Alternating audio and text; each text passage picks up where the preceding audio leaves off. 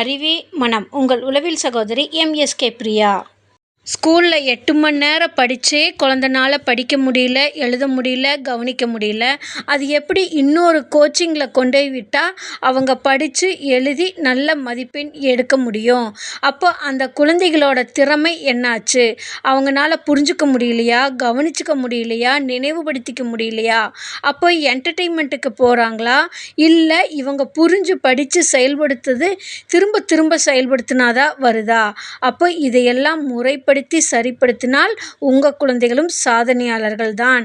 அப்போ இவர்களுக்கு நீங்கள் அட்வைஸுங்கிற பேரில் உட்கார வச்சு கிளாஸ் எடுக்கிறனாலையோ, மோட்டிவேஷனுங்கிற பேரில் இவங்களுக்கு பிடிச்சதெல்லாம் செஞ்சு கொடுக்கறதுனாலையோ இவங்களோட அறிவுத்திறன் விரிவடையாது.